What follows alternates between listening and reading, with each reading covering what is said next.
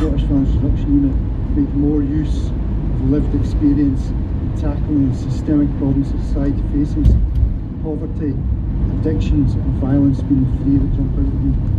The Scottish Violence Reduction Unit is modelled a way of looking at violence as a public health issue all across the world, and I would say a central cornerstone of that is a lot of the individuals who become the first responders. So when you're sending people out to the hospital, the casualty wards, to be the first point of contact for someone who's been a victim of knife crime, where you can actually make a really appropriate intervention, but also making sure you're sending someone out who knows what it's like to lie in that bed, because their whole deportment in terms of how they would confront someone in a situation like that, it's all in what they don't say, it's all in how they don't appear, because communication can be that subtle that it just takes a knowing look from someone with lived experience for that other person who's vulnerable, sceptical of institutions, to go, oh no, okay, you're my people, and then the change can begin.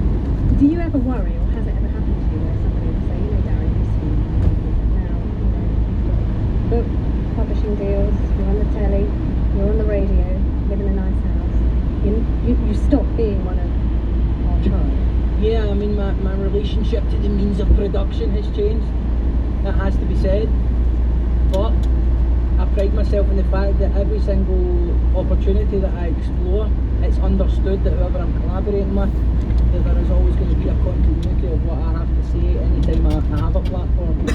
I might get a nicer suit, I might live in a nicer house, and I have the right to enjoy those things as anyone would if they had been lucky as me to get the breaks that I have had. So I'm not going to walk around anymore as I have done in the past with this deep pang of survivor's guilt, apologising for my own existence, because the truth is most working class people are happy to see you succeed and they feel represented by you, and it's very, very clear, no matter how I try to hide it sometimes, where I come from and what my worldview is. You and I, we've got similarly aged children. When it comes to Material circumstances change, you earn more money, your children are raised essentially materially a middle class life, even though they still live in a housing scheme, they still live next to a bookies, and they still live in the corner from a Greg's. So really what I have to do is I have to accept that they're not going to become more insightful if I just tell them war stories all the time. So actually what I do is I notice things like how my son expects his uniform to be on a radiator in the morning when he gets up, or how my daughter's first question in the morning when she gets up is, where am I going today?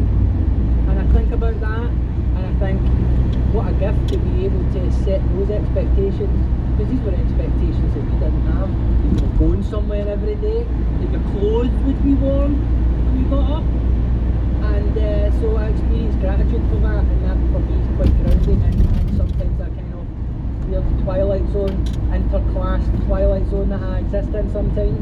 At the end of the day, nothing will elicit a conservative impulse like having children. So you need to watch that. You need to watch that, because sometimes people have kids and their understanding of what these young people are capable of, and that's why I come out swinging with this kind of message, because I know how it resonates with people who know that they've got something about them to offer, but no one has confirmed that inkling. And it wasn't until someone said to me, you should write a book, I was like, okay. No one had suggested that to me before, and I sure as hell didn't think of it. And so there are all kinds of interactions that we can have with our young people where they just need to be validated for what they already do well. It can be life-changing if you're in a class of young people who don't see themselves as literate, and you compliment someone on their handwriting, right? And they reject the compliment on their hand and say, no, it's a mess. I can't write, can't read. Can't read for a global audience. And then if you look back at them, you'll see them kind of looking, gently writing again, and I look at you and they've got this little bashful look, embarrassed look in their face. Because what you've done is you've acknowledged something they already can do, that they're already good at. So suddenly it's like, oh well, I've banked that. And so if any of them are listening, you know, I think they're on the right track by participating, and I say go for it. My name's Evan.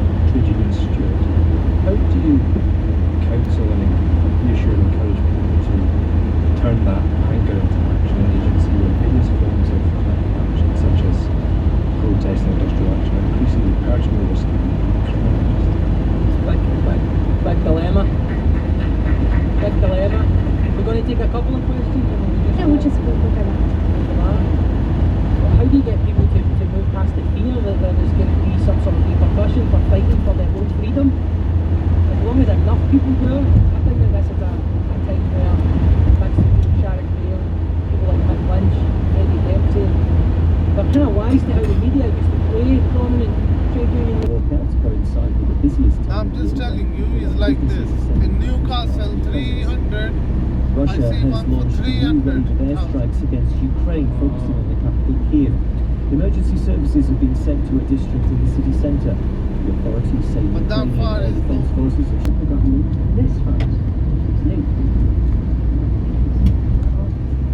Voices of Iranian women, including in secret and shared with the BBC, who have been part of those headline-making protests since mid-September. And why, in these frosty times, more and more women are apparently reaching for the balaclava. Yes, that's right. Although I keep nearly saying baklava. No, not pastry. For a balaclava, there you go. Apparently brightly coloured ones are all the rage and are having a moment. It did get us thinking today, as we're still dealing with frosty climes. If you have one item you always reach for when the temperature drops below a certain level, what is it and why? Who made it? Where did you get it from? Is it the same every year? Probably. A lot of people. Mine's this black thermal vest. Looking to a pregnant belly this year. It's not happening. What is yours? What is the item? Maybe you have also made something new this year for this particular weather moment. You can text me here on 84844. Text will be charged at your standard message rate. On social media, at BBC Woman's Hour. You can email me through the Woman's Hour website or send a WhatsApp message or voice note on 03600 100 444 and Northern Ireland, as well as the NHS's head of cancer care. So those are the interventions that have been made, the overtures, if you like, to try and avoid this moment.